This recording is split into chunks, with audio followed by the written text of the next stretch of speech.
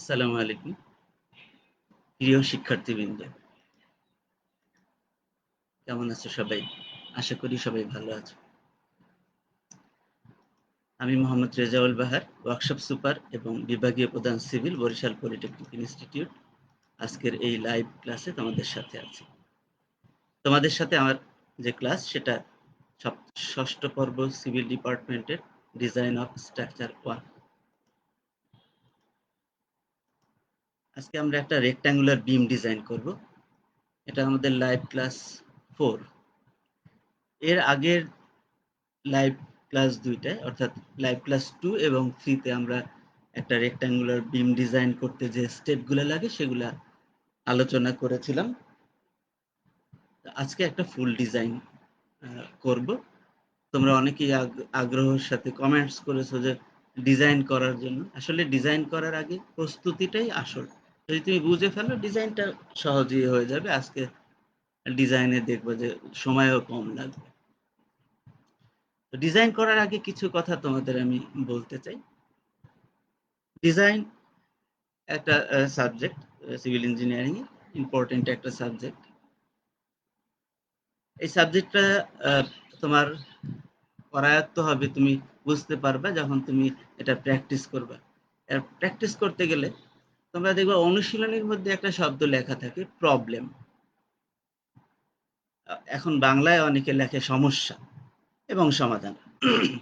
আমি সেটা নিয়ে একটু কথা বলতে চাই। এখানে আমি দেখো লিখেছি প্রবলেম, মানে যখনই তুমি একটা কোনো কাজ করতে যাবা তখন সেই কাজটা করতে গেলে তুমি কিছু সমস্যার সম্মুখীন হবে, সেগুলা কি আমরা প্রবলেম বলি। এই জন্য অনুশীলনীর ভিতরে প্রবলেম লেখে। আজকেও তোমাদের কিছু বাড়ির কাজ থাকবে, সেগুলা প্রবলেম বলা যায়, অর্থাৎ প্রবলেম সেটাকে তুমি সলভ করবা।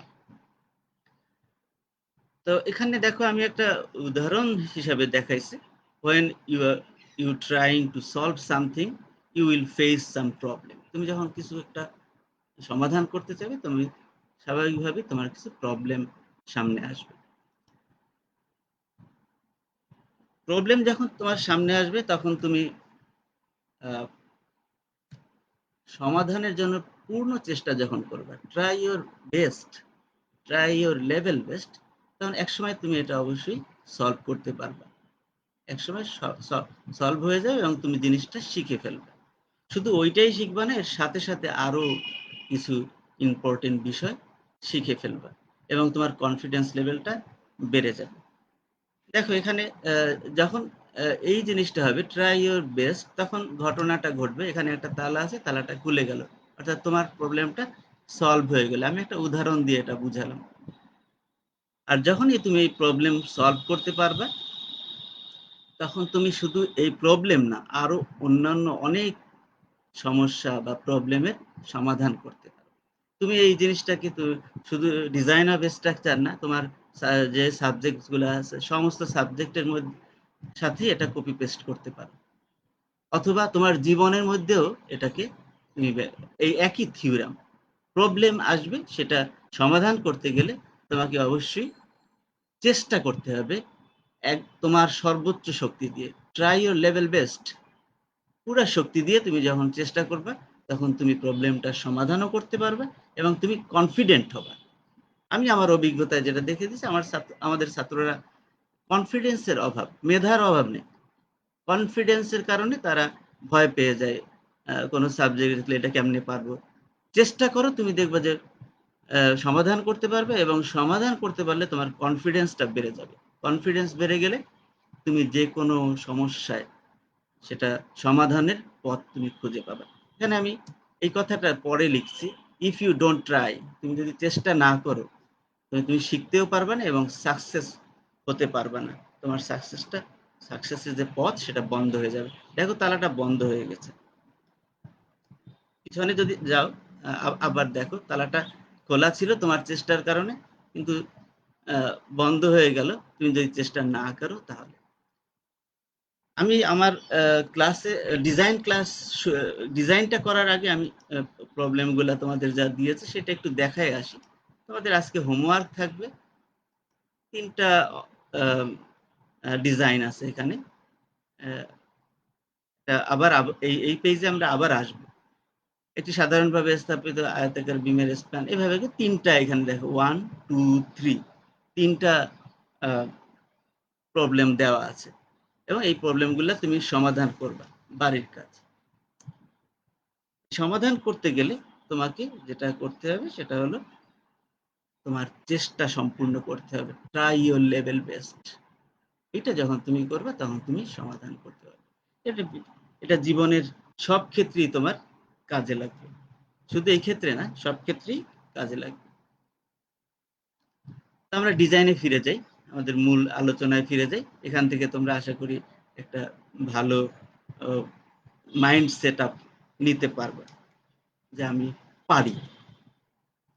আজকে রেক্ট্যাঙ্গুলার বিম ডিজাইনের ভিতরে একটা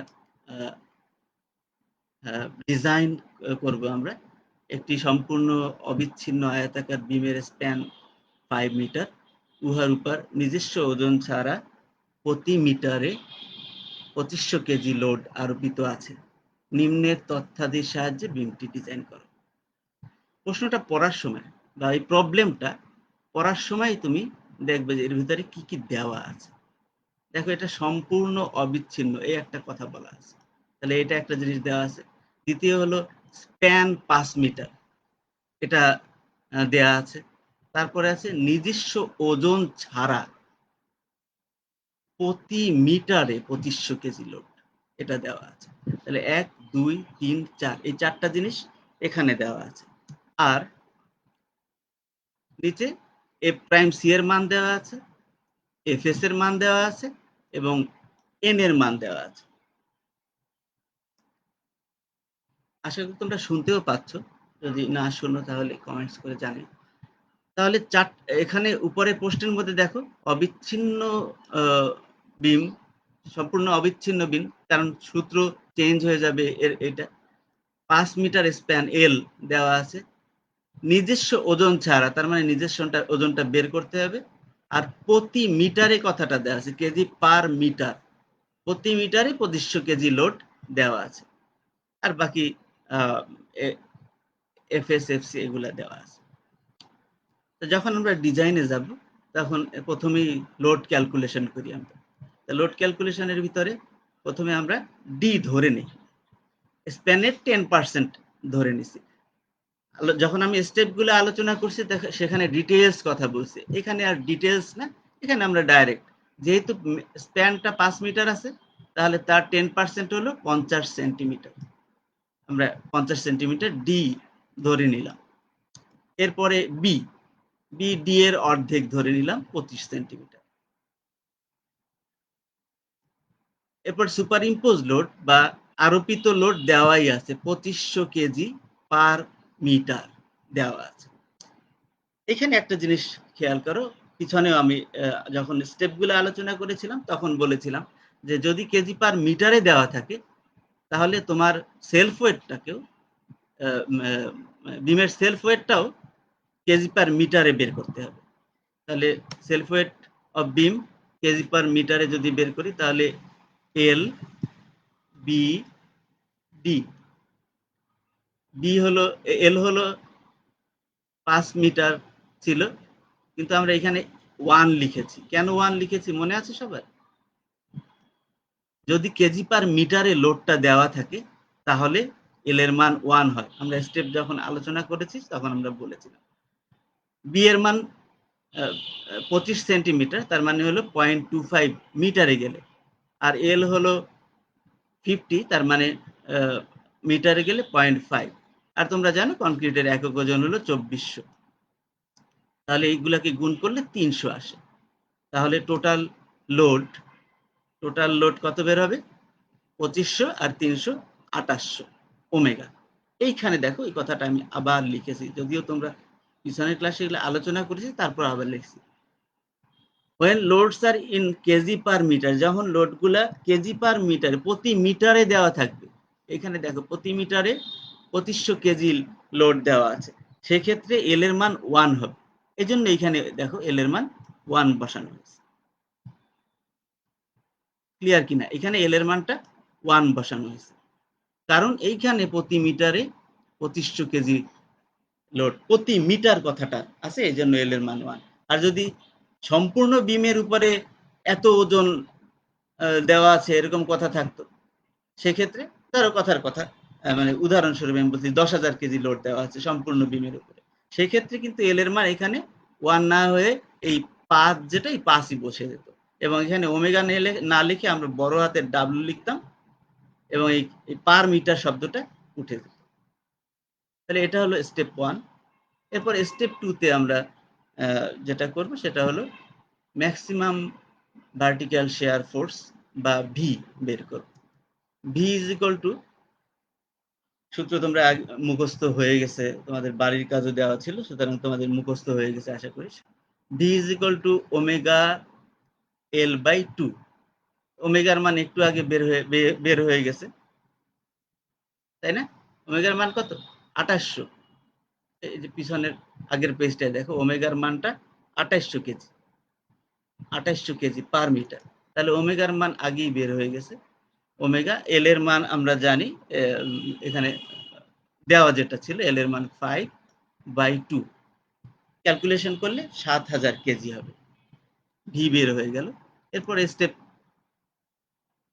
3 তে আমরা বেন্ডিং মোমেন্ট বের করি, maximum bending moment ACI code অনুযায়ী। যদি সম্পূর্ণ অবিচ্ছিন্ন বিম বা ফুললি কন্টিনিউয়াস বিম হয়, তাহলে সেক্ষেত্রে ওমেগা এল স্কোয়ার বাই 12। আর 100টা কি জন্য আনছি সেটা মনে আছে? 100টা কেজি সিএম বানানোর জন্য 100টা এনেছি। তাহলে ওমেগার মান 2800, এল এর মান 5 স্কোয়ার বাই 12 ইন্টু 100, এখান থেকে 5,83,334, এটা বের হলো মোমেন্ট। স্টেপ 3। এরপর স্টেপ 4 এ যাব আমরা। স্টেপ 4 এ ডেপথ, ইফেক্টিভ ডেপথ ক্যালকুলেশন। সূত্রটা তোমরা ডেরিভেশন করে ফেলেছো, d is equal to √m/rb। m হলো বেন্ডিং মোমেন্ট, যেটা একটু আগে বের হলো। b আমরা স্টেপ 1 এ ধরে নিয়েছি যেটা, ওটাই b, ওটাই যেটা ধরে নেব ওটাই b থাকবে, এবং ওটা স্পেসিফাইড। r এর মানটা বের করতে পারলে আমরা d বের করতে পারবো। তাহলে r এর মান যদি বের করতে যাই, তাহলে আমাদের যা লাগবে, এই r এর সূত্রটা হলো এটা, r is equal to half fc jk হলো r, half fc jk। তাহলে এখানে fc এর মান আমাদের প্রশ্নে দেওয়া ছিল না, তাহলে f প্রাইম c দেওয়া ছিল। তাহলে fc বের করতে হলে f প্রাইম c এর 45% মানে 0.45 দিয়ে গুণ করলে fc-টা বের হয়ে যাবে। তাহলে এখানে 0.45, fc-র মান ছিল 210, তাহলে 94.5 বের হয়ে গেল। k এর মান n জানা আছে, fs fc জানা আছে, k এর মান ক্যালকুলেশন করলে 0.41 বের হয়ে গেল। j এর মান 1 - k/3 ক্যালকুলেশন করলে বের হয়ে গেল 0.86। এখন এই মানগুলাকে হাফ fc j কে বসাইলে তুমি ক্যালকুলেশন করে দেখবা 16.66। আরেকটা জিনিস হলে, এগুলার আমি রেঞ্জ বলে দিয়েছিলাম তোমাদের স্টেপগুলো যখন আলোচনা করছি, কি এর মান সর্বোচ্চ সাধারণত কতর মধ্যে হয়, সেই রেঞ্জগুলো সবাই মুখস্থ করে ফেলেছো আশা করি। মুখস্থ না করলে এখানে ক্যালকুলেশনে ভুল হলে তুমি ধরতে পারবে না। তো আর এর মান যখন 16.66 বের হয়ে গেল, তো আমরা মানগুলা বসাই দিই। এম এর মান বসালাম, আর এর মান, এম এর মান এটা, আর এর মান একটু আগে এই 16.66, এটা আর এর মান, আর বি এর মান 25, ক্যালকুলেশন করলে 37.42 সেন্টিমিটার বের হলো। তাহলে টোটাল ডেপথটা বের করতে হবে। টোটাল ডেপথ বের করতে হলে টোটাল কভারিং, এখানে নোটটা দেওয়া আছে, টোটাল কভারিং হলো ক্লিয়ার কভারিং 5 সেন্টিমিটার, আর হাফ ডায়া রডের অর্ধেকটা 25 মিলিমিটার ডায়া রডকে আমরা স্ট্যান্ডার্ড ধরে কাজ করি, যেহেতু আমরা আগেই জানি না যে কোন রডটা আমরা ব্যবহার করব। তাহলে এইটাই এখানে যোগ দিলে, হাফ টোটাল কভারিংটা যোগ দিলে, যে ডি পেয়ে গেছি আমরা, তার সাথে টোটাল কভারিং যোগ দিলে যা হবে সেটা হবে টোটাল ডেপথ 43.67 আসছে। 43.67 এটা মাপা কঠিন, সেজন্য আমরা রাউন্ড ফিগারে যাব। রাউন্ড ফিগার 0.5 পর্যন্ত যাওয়া যায়, কিন্তু বিমের ক্ষেত্রে 43, 44, 45 মানে একদম ইন্টিজারে, রাউন্ড ইন্টিজারে যাওয়াই ভালো। তাহলে 43.67 কে 44 লিখতে পারি আমরা। তাহলে টোটাল ডেপথ 44। বুঝতে পারতেছো তোমরা সবাই? ডিজাইনটা সহজ, বরং আলোচনাটা বোঝার বিষয় ছিল। এখন ডিজাইন সহজই ক্যালকুলেশন। তাহলে বিমের সাইজ পেয়ে গেলাম 25 ইন্টু 44। স্টেপ 1 এ বি পাই, যে বি এর মান যে বের হয়েছিল 25, যেখানে এটা আছে, আর এখানে 44। যখন আমরা স্টেপগুলো আলোচনা করেছিলাম সেখানে বলেছিলাম যে ডিটাকে আবার বের করতে হয়। তুমি যখন 44টাকে ফিক্স করে ফেললা, তখন আমরা জানি যে টোটাল কভারিংটা যদি টোটাল ডেপথ থেকে বের হয়, বিয়োগ করা হয়, তাহলে ডি এর ডি বের হয়। তাহলে D is equal two 44 minus total covering. এইটা আমাদের টোটাল কভারিং। এই যে টোটাল কভারিং, তাহলে 44 থেকে আবার টোটাল কভারিংটা যদি তুমি বিয়োগ দাও, তাহলে যেটা বের হবে সেটাই হবে আমাদের ডি, যেটা নিয়ে আমরা কাজ করব। এই ডি নিয়ে আমরা কাজ করব না, কারণ আমরা এখানে থাকি নেই, এখান থেকে 44 চলে গেছে। 44 থেকে এই জায়গাটা সবাই খুব ভালো মতো খেয়াল করো, এই জায়গায় 44 থেকে আবার টোটাল কভারিংটা বিয়োগ দিয়ে যেটা বের হবে সেটাই হবে ডি। এরপরে যত জায়গায় ডি আসবে, ইফেক্টিভ ডেপথ, ছোট হাতের ডি, ছোট হাতের ডি মানে ইফেক্টিভ ডেপথ, যতবার ডি আসবে ততবারই এইটা ব্যবহার হবে। এখানে যেটা বের হয়, মানে আমাদের এখানে বের হয়েছে 37.75। ক্লিয়ার সবে? এটা ভেরি ইম্পর্টেন্ট।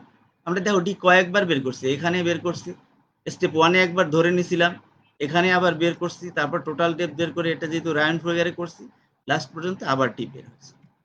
আশা করি সবাই বুঝতে পারছো। নেক্সট স্টেপটা হলো area of steel. Area of steel S, এর এস এগুলো তোমাদের গত ক্লাসে আলোচনা মুখস্থ করতে বলেছিলাম, এখানে রেখে দিয়েছে। Area of steel S is equal to M by F S Z. M এর মান আমরা জানি, এফ এস এর মান জানি, জে এর মান জানি, ডি একটু আগে বের হয়েছে। এই দেখো 37.75। ওখানে যে 37.42 আসছিল সেটা কিন্তু ব্যবহার করছি না, ব্যবহার করতেছি লাস্ট যেটা আমরা ক্যালকুলেশন করছি সেটা।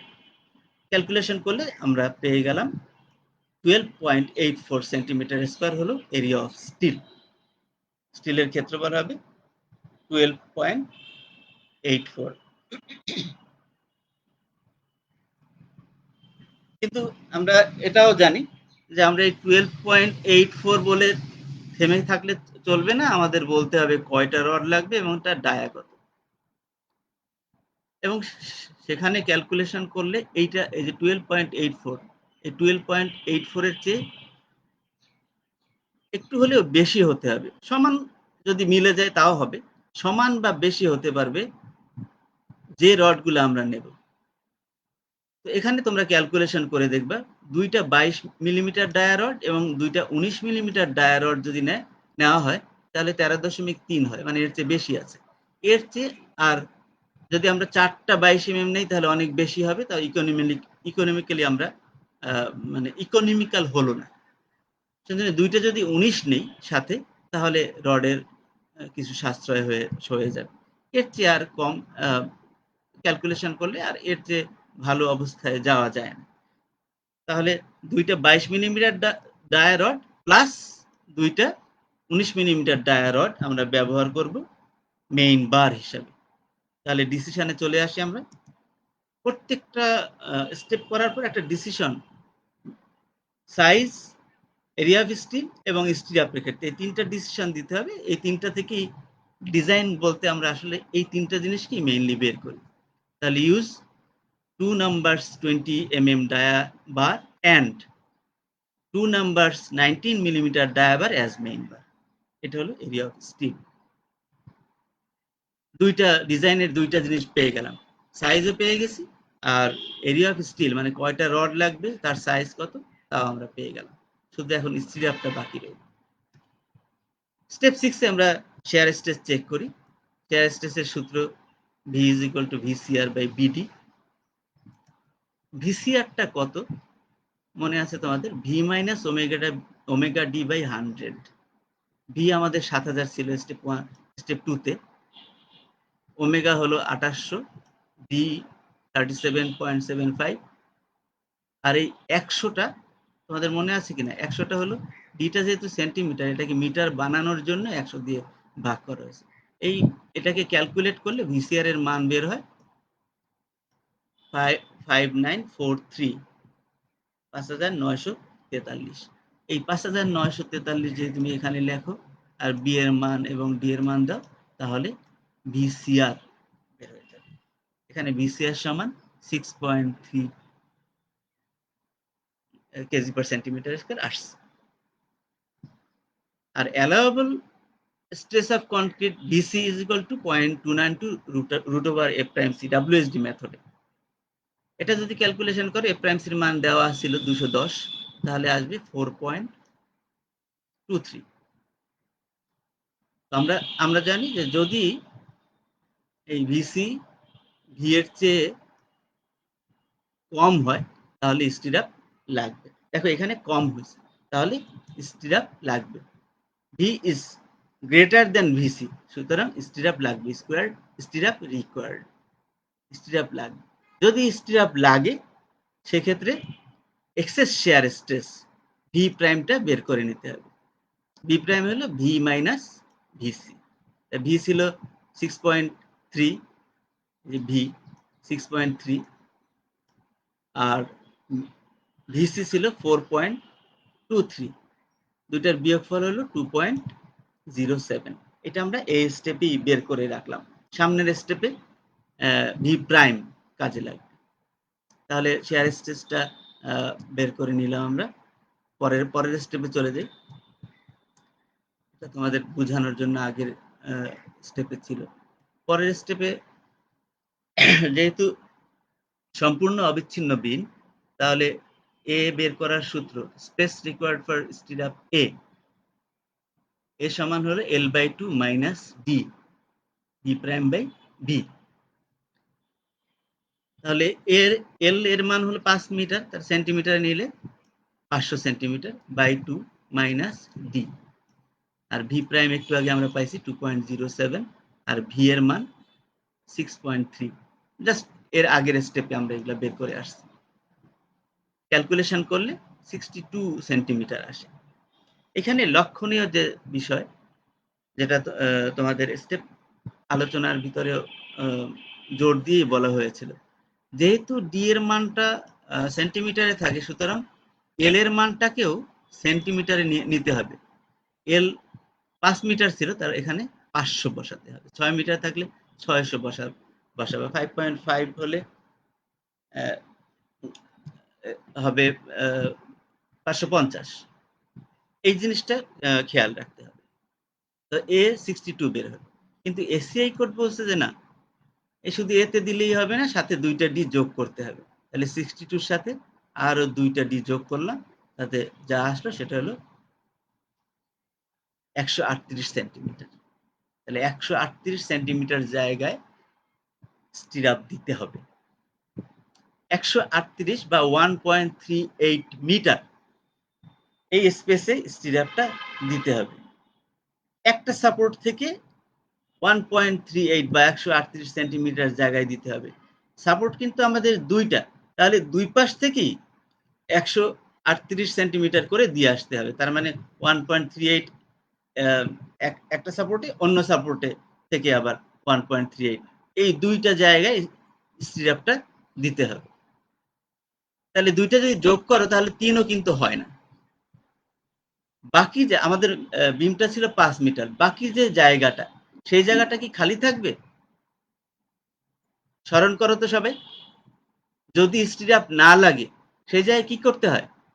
এসিআই কোড বলছে যে স্টিরাপ যদি না লাগে তাহলেও সেই জায়গায় ডি ডিস্টেন্স পর পর স্টিরাপ দিতে হবে।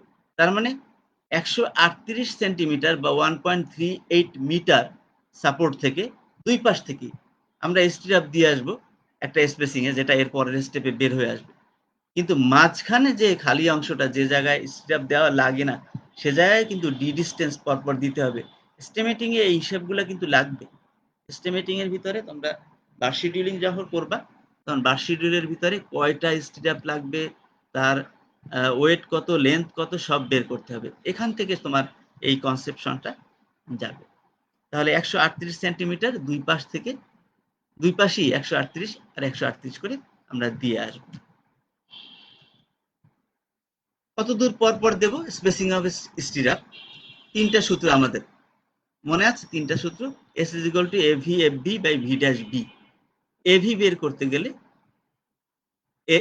আমরা ওখানে আলোচনা করেছিলাম এবি হলো এরিয়া অফ ভার্টিক্যাল রিইনফোর্সমেন্ট। আমরা সাধারণত 10 মিলিমিটার বারকে স্টিরাপ হিসাবে ব্যবহার করি। 10 মিলিমিটার মানে 1 সেন্টিমিটার। তাহলে এরিয়া বের করতে গেলে pi into 1 square by d, মানে 1 এর কোনো ইয়া নেই, পাই বাই ডি আর কি। আর এর সাথে লেগ একটা শব্দ কথা ছিল, তাহলে টোটাল এভিটা বের হবে, এভিটা তখন বের হবে। রিং স্ট্র্যাপ পর্যন্ত মানে চারটা বা তিনটা চারটা পর্যন্ত আমরা রিং স্ট্র্যাপ ব্যবহার করতে পারি। আর রিং স্ট্র্যাপ যদি হয় সেখানে লেগ দুইটা, এটা তোমাদের গত ক্লাসে আলোচনা হয়েছে, লেগ দুইটা, এজন্য 2 দিয়ে গুণ করা হয়েছে। এই 2টা হলো লেগ। এই জায়গায়ও খেয়াল করতে হবে যে লেগ কয়টা। যদি 6টা থাকে সেক্ষেত্রে রিং স্ট্র্যাপ চলবে না, তখন রিং এর সাথে সাথে আরো একটা, তিনটা তখন লেগ হবে। কখনো 4টা হবে, কখনো 6টা হবে, হয়তো 5টাও হতে পারে। তার মানে লেগটা খেয়াল রাখতে হবে। তাহলে এভির মান বের হয়ে গেল। আর একটা জিনিস বলেছিলাম, যদি এফ ভির মান দেওয়া না থাকে তাহলে এফ এর যা দেওয়া আছে সেটাই এফ ভি। তাহলে এখন মানগুলো বসায় দাও।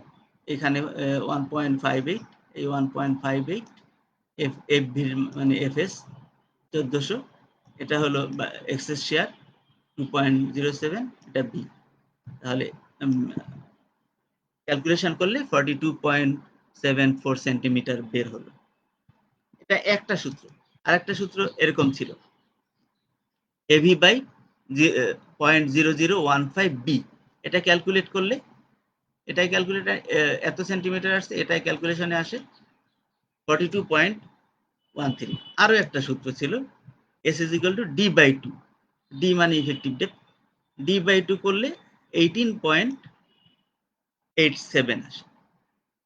আর আমরা এর মধ্যে যেটা মিনিমাম সেইটাই হবে ডি, এই তিনটার মধ্যে যেটা মিনিমাম। তাহলে মিনিমাম হয়েছে কিন্তু এটা, ডি বাই 2টা মিনিমাম হয়েছে।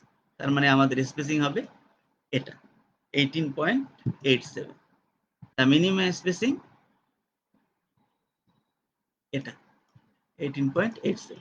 কিন্তু আবারও ওই যে রাউন্ড ফিগারে এই এই এই এখানে 18.87টা সেন্টিমিটারটা মাপা কঠিন, এই জন্য আমরা রাউন্ড ফিগারে চলে যাই। রাউন্ড ফিগারে গেলে 18.87 এর জায়গায় আমরা 18.5 ধরবো। 18.5 পর্যন্ত আমরা মাপটা সহজেই নিতে পারি, এই জন্য আমরা সেন্টিমিটারের ক্ষেত্রে 0.5 পর্যন্ত আমরা মাপ নিতে পারবো। 18.87 এর বদলে 18.5 হবে।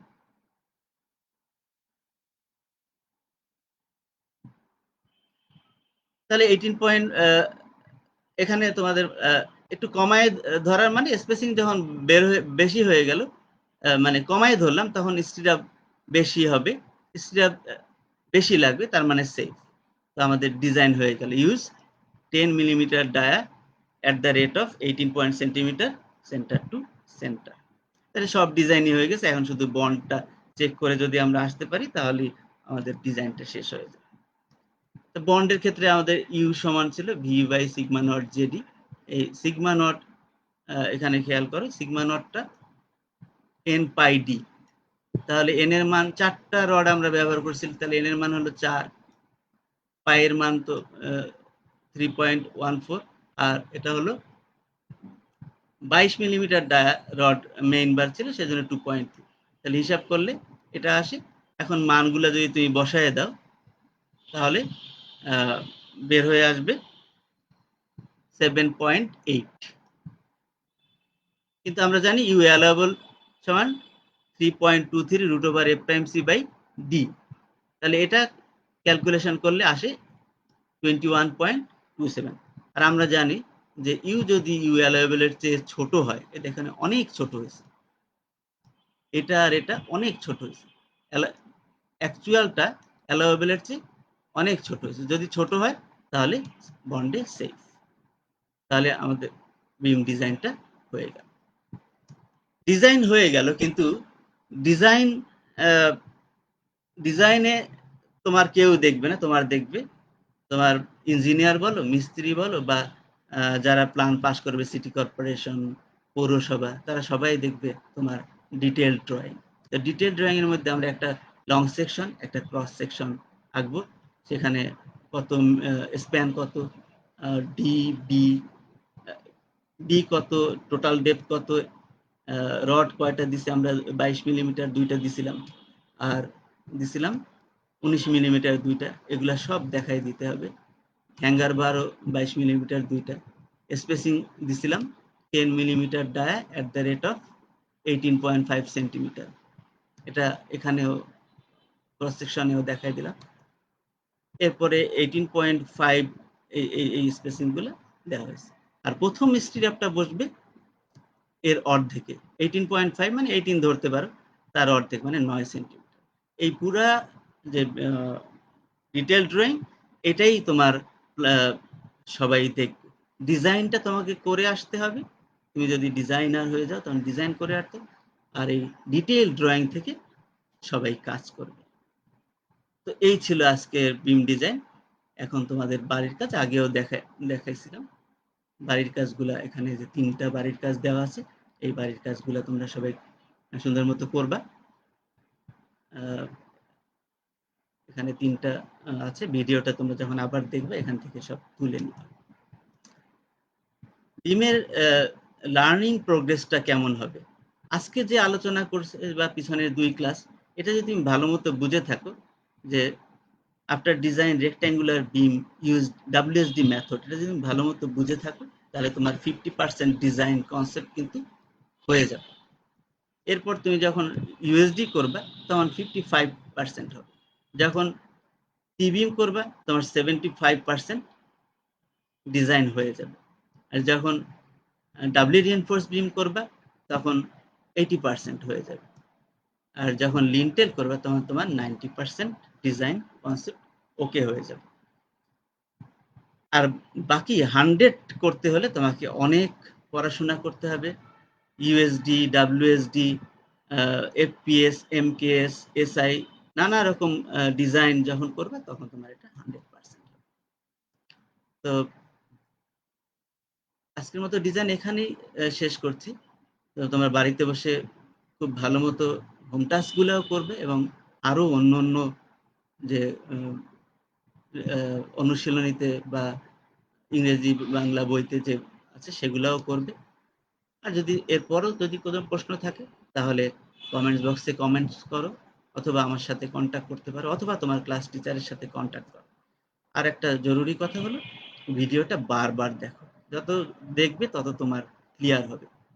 ভিডিওটা শেয়ার করে, এখানে তুমি ভিডিওটা পাবা www.facebook.com/skills.bd, এখানে ভিডিওটা তুমি পাবা। এটাকে শেয়ার করে বা ডাউনলোড করে দেখে তুমি চর্চা করো। সবাই ভালো থাকবা। আজকের মতো আমি ক্লাস এখানেই শেষ করছি। সবাই ভালো থাকো, সুস্থ থাকো, এবং আগামী ক্লাসে আমরা ইউএসডি মেথডে ডিজাইন শুরু করব, সেইটার আমন্ত্রণ জানিয়ে এখানেই শেষ করছি। ধন্যবাদ সকলকে। আসসালামু আলাইকুম।